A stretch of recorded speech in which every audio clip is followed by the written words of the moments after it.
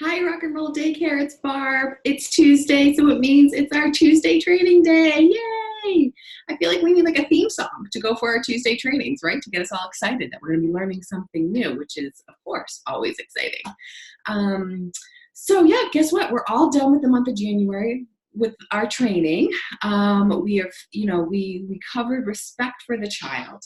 I really hope that those trainings helped you to reflect on your practices within the classroom and the individual interactions that you're having with each child, and that you're starting to see some positive outcomes.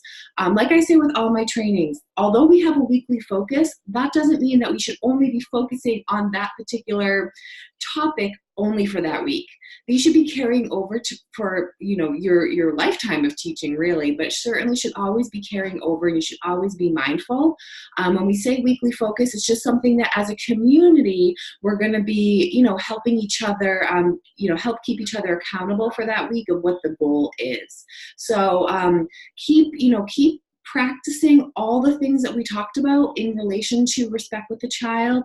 Even if you don't see those immediate results that you were hoping to see, sometimes these things take time and they need the consistency. So continue with all those training points. If you have any questions, let us know. But for now, we're going to go right into our next theme, which is so exciting. And for February, we're going to be talking about the prepared environment, or also known as our classrooms, and how we're going to be preparing them. So as you may know, that preparing this classroom for the children is one of the most important jobs that you have as a teacher at Rock and Roll Daycare. If the environment is not prepared correctly to meet the children's needs, then genuine learning doesn't always occur because they're not able to connect with it. So the most important part is that we are being really mindful of how we're putting things in our classroom, how our classroom is set up, the cleanliness of our classrooms, and the order of our classrooms. So that's what we're going to be focusing on for this month. So I'm going to pull up our PowerPoint so we can get started on our weekly focus, and we can take it from there. So let's see, where are we? Here we are. We'll do this. Okay, the classroom. Perfect. So yay, the classroom. So our weekly focus, we're going to start with the materials in our classroom this week, okay? So what I want you to do this week is ask yourself a question. Now, I usually hear a question that is along the lines of, is this Montessori or not? Or this isn't Montessori, so we don't have it during our work period. So kind of, questions phrased in this way. And I really, I applaud the effort that we're all trying to learn what Montessori materials are. However, we do have to respect that we're not a Montessori school. And although we are trying to infuse a lot of the philosophy in there, I don't want to put the expectation on teachers that you have to learn what a Montessori material is if it should be in your learning environment. So instead, I want to shift that mindset of, is this Montessori, and kind of do away with that confusion and really focus on this question instead. So instead, I want you to ask, does this work support CCOI? So if you're thinking, I want to make a lesson, or you're shopping, or you see something online that you think would be really great in your environment, instead of asking, well, is this allowed in my environment? Is this Montessori? Ask yourself, does it support CCOI? And if you're new and you haven't had some of my past trainings, you will certainly know what CCOI stands for in a very, very short, very quick time, because I say it all the time. So CCOI stands for coordination, concentration, order, and independence. So I'm going to quickly break these down, but then for the Tuesday training tools on the portal, there's going to be some more supplemental videos that you can watch that kind of talk about CCOI in a just a little, it elaborates it a little more with a little more information. So concentration, this is our big one, right? We talked about this last week with the child. We really, really, really need to be focusing that, that giving the opportunity for children to concentrate in their classrooms, okay? So the works need to be designed to help build this concentration. This is a skill that they need to learn.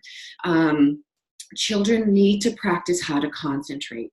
If you think about, conventional toys that are on the market, if you go into a toy store, if you type in, toys on Amazon.com, the first ones that will pop up will most likely be plastic toys that have batteries in them because they're lighting up. That's a cause and effect. And while these toys, we're not here to bash those toys, they all have their purpose. In our learning environments, we kind of want to stay away from those battery operated toys because essentially they're not helping the child concentrate. Those toys are meant to entertain a child. So they press something and then something lights up and they think, oh, well, that was easy and that was fun. I'm going to press it again. And so essentially they're learning kind of to be passive learners because they're not engaging with that material. It's a toy, they're playing with it, and it's entertaining them while they sit there. And like I said, we're all about healthy balance, and I'm not at all trying to make anyone feel guilty about those type of toys. But if we're talking about our learning environments, we really want toys that engage the child and have them be part of the learning versus be, just being entertained by them. So toys that help build concentration are ones that they're interested in, ones that they can be manipulating themselves, that they're building the blocks and it falls down. Ooh, well, then we try to build that again. Things that are just, like I said, engaging them.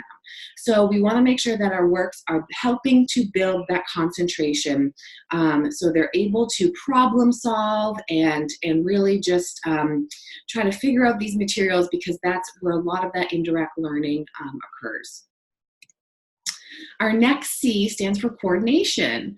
So we're thinking about all, if you think again about those toys that are lighting up and they're pressing a button, they're kind of just using either their pointer finger, maybe their thumb.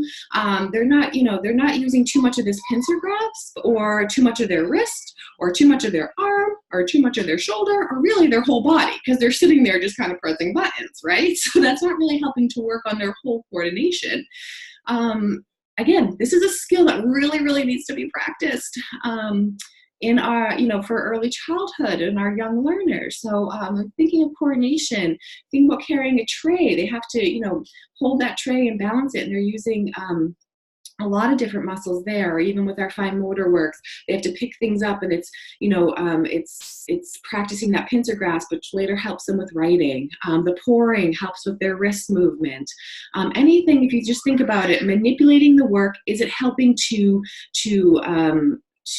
improve that coordination within the child? Okay, so that's the second C: concentration, coordination. Next one is order. Oh, it's up high. Bring it down.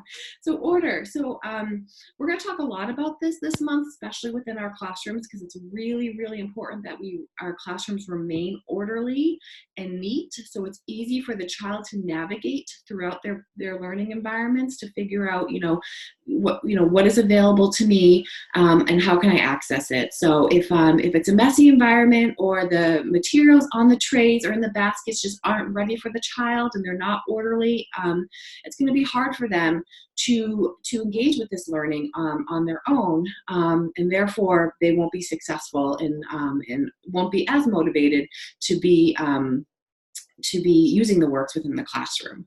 So order within the works themselves and within the whole environment. And of course, independence. We're always trying to strive for the child to do things on their own. They want to do things on their own. And so does this work allow for independence? Can they take it off the shelves and manipulate it themselves?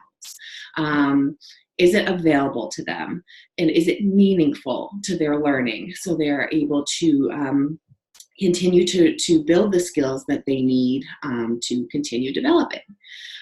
So that's kind of the brief overview of the CCOI. So this week, I want you to do a material check within your classroom and with your teachers and ask, does this work support CCOI? And if you're stuck on it, feel free to ask a director or another teammate of your within your center, or reach out to me. We can kind of break it down together to say, I don't know, does it? Do we see that it's really helping their coordination? And then ultimately, once you start getting the hang of this whole CCOI thing, you can really start to see the value in each of the learning materials within your environments, which will then hopefully help you make some choices of which works you would like to bring in, because ultimately we want you to be feeling comfortable about all the materials that are in your learning environments that you're introducing to the children. So CCOI, it's going to be the first of many times that you hear it on these videos, so get used to it and have fun going through all your materials and really starting to ask this question about your prepared environment. I hope everyone has a great week, and I will be seeing you around. And yeah, happy learning. See you.